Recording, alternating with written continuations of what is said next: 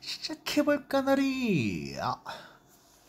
미가 선지자가 쓴 하나님의 말씀을 보기 전에 우리가 배경부터 살펴봐야 됩니다. 미가 선지자의 출생지역은 남유다와 북이스라엘이 아닌 서쪽에 있는 아스돗, 가드, 모레셋 가드라고 이름되어 있는 지방의 출신입니다. 지금 앞에 지도에 보시면 약간 주황색빛.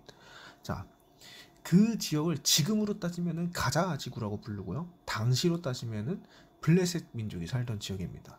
북이스라엘, 남유다 출신도 아닌 미가가 모레셋 지역, 그곳에서 하나님의 말씀을 받았다는 그 한 가지 이유로, 그 엄청난 계기로 남유다와 북이스라엘에 하나님의 말씀을 전하러 가는 것이죠. 다른 말도 아니라 바로 여호와와 하나님의 말씀이기 때문에 가만히 있을 수가 없는 거예요. 그렇게 남유다와 북이스라엘을 향해 전합니다. 오늘 읽은 1장 1절에 유다의 요담, 아하스, 히스기야 왕 때에 미가가 활동했다라고 나와 있습니다. 이 배경을 보려면 그 직전, 그러니까 요담 왕의 아버지 우시야 때를 잠깐 짚어야 돼요. 당시 우시야 왕 시대, 그러니까 북이스라엘은 여로보암 2세 때는 제2의 전성기라고 불릴 만큼 굉장한 시기를 보냈습니다. 바로 위에는 아람이라는 나라가 있었고요. 그 위에는 더 거대한 나라, 아수르 제국이 있었는데 그 아수르 제국이 굉장히 약해졌습니다. 여러 가지 이유로. 그래서 아수르가 되게 아람과 북이스라엘 남유다를 괴롭혔는데 그 나라가 괴롭히지 않으니까 아람과 북이스라엘 남유다가 신나가지고 반사효과로 굉장한 편한 시기를 보내죠. 심지어는 땅도 늘려갑니다. 그때 북이스라엘 남유다가 점령한 두 길이 있습니다. 바로 해변길과 왕의 대로입니다. 이 길은 밑으로는 이집트 쪽으로부터 위로는 아수르를 지나 유럽이나 아시아 쪽으로 가는 중요한 무역로였어요. 이 두 길을 다 차지하니까 너무나 당연하게 두 국가에 돈이 많아집니다. 엄청나게 많아져요. 호세아 선지자가 그래서 그 이야기를 썼었는데 이때는 예배도 어마무시하게 많이 자주 드렸는데 예배에 대한 제물도 엄청나게 많이 드렸다고 합니다. 그런데 하나님께서는 그 예배를 오히려 싫어하셨죠. 왜냐면은 예배만 드릴 뿐 그 일상의 모습에서는 하나님의 말씀과는 전혀 상관없는 아주 잔혹한 인생을 살았기 때문입니다. 이때가 바로 요담 왕의 아버지 우시야 때입니다. 요담 왕에 대해서 한번 볼까요? 요담 왕은 하나님 보시기에는 정직하게 행했지만은 성전에는 들어가지 않았다고 합니다. 이것은 하나님께 예배를 드리러 가지 않았다는 의미도 있을 수 있겠지만은 우상을 섬기려 하나님의 성전에 들어가진 않았다라는 번역도 있습니다. 중요한 건 마지막 줄. 백성은 여전히 부패했습니다. 왕은 하나님 보시기에 칭찬할 만한데 백성은 여전히 부패한 거죠. 방금 위에서 얘기했던 하나님이 정말 싫어하시는 상황이었다는 거죠. 그 다음 아하스는 16년 동안 왕을 했는데 여호와 보시기에 굉장히 약했습니다. 잘한 게 없어요. 그가 한 행동 특별히 무엇인가? 남유다 왕인데 하나님께서 한 명도 칭찬하지 않은 북이스라엘 왕들처럼 행했대요. 특별히 구체적으로 언급되어 있는 거, 자기 아들을 불에 태워서 제물로 바쳤다는 겁니다. 몰렉이라는 신한테. 왜냐면은 높은 지위에 있는 사람의 어린 자녀를 드릴수록 몰렉 신이 응답을 더 잘해준대요. 그래가지고 자기 아들을 바치는 거죠.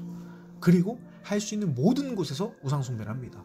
우리 옛날 성황당 보듯이 그 어디에서나 우상숭배를 아주 철저히 행했던 왕입니다. 왕뿐만이 아니라 당연히 백성도 그렇게 행했죠. 그러니까 하나님께서 보시기에는 너무나 악했던 왕입니다. 그 이후에 등장한 왕이 이제 히스기야 왕입니다. 누군가는 기억할 텐데 하나님께서 너무나도 칭찬했던 그 왕, 남유다의 왕이에요.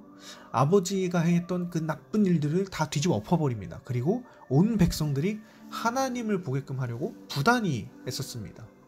그러나 이미 여러 가지 상황들이 그렇게 막 좋지는 않았어요. 특별히 히스기야가 남유다 왕이 된 지 6년에 벌어졌던 일이 있습니다. 바로 뭐냐면은 저 북쪽에 있던 그 힘이 약해졌던 아수르 제국이 강력한 왕권을 바탕으로 다시 힘을 키워서 폭주하기 시작합니다. 그리고 히스기야 6년에 남유다 바로 위에 있던 북이스라엘을 멸망시킵니다. 남유다 백성들이 이건 너무나도 충격적인 일이에요. 왜냐하면 하나님의 백성이라며. 북이스라엘이 도대체 왜 멸망합니까? 왜 멸망합니까? 하나님이 최고라면서 그 하나님의 백성들이 도대체 왜요? 그 잔혹한 아수르 제국이 우리를 쳐들어오려고 합니다. 도대체 왜 우리 이런 일이 생깁니까? 라고 묻는데 하나님께서 답변하시죠. 너희가 내 말을 무시했기 때문이야. 너희는 내가 사람을 보내도 그 사람을 무시했어. 그러니까 이제는 내가 너희랑 싸우지 않고 너희 원수랑 싸우지 않고 이스라엘 이제는 너희랑 싸울 것이야 라고 얘기하십니다. 미가서는 남유다 백성들이 가진 질문들에 대한 하나님의 답변인 거죠. 도대체 왜 이런 일이 벌어질까? 왜냐면요, 그들의 우상숭배 때문입니다. 1장 5절에 보면은 이 모든 것은 이스라엘의 죄와 야곱의 허물 때문이다. 그들이 저지른 죄의 책임, 그들이 저지른 우상숭배의 책임은 바로 그들에게 있다는 거죠. 특별히 사마리아, 북이스라엘 수도였던 사마리아에서 발견되는 유물들을 보면은 대부분의 유물에 바알이라는 신의 글자가 새겨져 있다고 합니다. 하나님이 아니에요. 바알이라는 신의 글자가 새겨져 있다는 거죠. 두 번째는 힘 있는 자들의 죄악 때문입니다. 그들은 침상에서 하루 종일 어떻게 하면 남의 것을 뺏어서 자기 배를 불릴까 고민하고 철저하게 계획을 했죠. 아주 철저하게 계획을 했습니다. 그 대표적인 인물을 우리는 북이스라엘 아합이라는 왕에서 이야기해서 볼 수 있죠. 나봇이라는 사람이 갖고 있던 포도원, 아합 왕이 그 포도원이 너무 탐나서 달라고 했습니다. 근데 나봇은 이것은 하나님께서 우리 가문에게 주신 땅이기 때문에 율법에 어긋나서 하나님의 말씀에 어긋나서 드릴 수가 없다라고 왕한테 얘기하죠. 그랬더니 왕이 어떻게 합니까? 근심해요. 걱정하고 막 누워있고. 그랬더니 이제 그 근심하는 아합 왕을 본 여왕 이세벨이 나서서 나봇을 죽여버리고 그 땅을 빼앗습니다. 그때 하나님께서 엄청나게 화가 나셔서 아합 왕과 이세벨을 종멸하되 해서 너희들이 어떻게 죽을 것이야 라고 얘기를 하시죠. 더 나아가서는 이 힘 있는 자들은 하나님의 말씀을 듣기를 싫어합니다. 굉장히 싫어해요. 예언하지 말래요. 욕하는 말을 하지 말래요. 듣기 싫은 말을 하지 말래요. 우리가 한번 생각해 봤으면 좋겠습니다. 우리도 한번 생각해 봤으면 좋겠어요. 혹시 하나님의 말씀이 저렇게 욕하는 말로, 듣기 싫은 말로 들리진 않는가? 한번 꼭 생각해 보시길 바랍니다. 세 번째로는 정치 리더, 재판관, 선지자들의 죄 때문입니다. 왜냐하면 이들은 마땅히 정의를 알아야 되는 사람이었어요.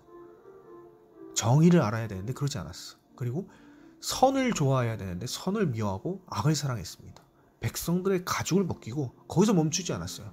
할 수 있는 한 최선을 다해서 괴롭혔습니다. 그냥 잘게 최대한 다 뽑아 먹은 거예요. 선지자들은 어떻게 했는가? 먹을 게 있어야 평화를 외치고 그게 아니면 저주. 그러니까 곧 뇌물이 있을 때만 나한테 뭔가 좋은 게 떨어져야만 좋은 말을 해줬다라는 거죠. 하나님의 말씀이 그렇게 가려야 됩니까? 아니라는 거죠. 엄청나게 잘못을 했다는 겁니다. 하나님께서 이스라엘과 싸우시는 이유 다른 게 아닙니다. 바로 그들의 죄 때문이라는 거죠. 이렇게 하시는 이유가 뭘까? 하나님께서 너무나 사랑하시는 자기 백성이기 때문이에요. 자기 백성이 엇나가는 게 싫어서 너무 가슴 아프시니까 얼른 돌아오라고 하시는 거예요. 물론 당하는 사람은 처맞는다고 착각을 하죠. 근데 맞을 짓을 한 거예요. 맞을 짓을. 자, 그러면 우리는 이제 어떤 사람이 되어야 할까? 어떻게 해야 될까라는 거죠. 닮지 맙시다. 그 이스라엘 백성들이 했던 것처럼 행하지 말자고. 모든 힘이 있는 사람들이 문제가 아니에요. 그 중에 여호와를 경외하지 않는 사람들이 문제인 거예요. 반대로 모든 가난한 사람들이 죄가 있는 사람들이 아니에요. 모든 가난한 사람들이 죄 없는 것도 아닙니다. 그들 중에 하나님을 경외하지 않는 사람들이 다 똑같이 문제가 있는 거죠. 어떻게 닮지 말아야 되겠는가? 첫 번째로는 하지 말아야 할 것들을 계속 생각하면서 긴장하고 견제하든지, 반대로는 아예 내가 바라는 좋은 모습이나 롤모델을 따라하고 상상하는 거. 근데 이게 우리가 뭔가를 계속 생각하면 결국은 그것을 따라갈 가능성이 높습니다. 안 좋은 거를 계속 생각하면 내가 이걸 하지 말아야지 하면서도 따라갈 수도 있어요. 그래서 우리는 후자가 더 좋은 것 같습니다. 내가 좋아하는, 내가 바라는 롤모델을 계속 상상하는 것. 그래서 우리가 삼아야 할 롤모델은 굉장히 분명합니다. 바로 예수님이세요.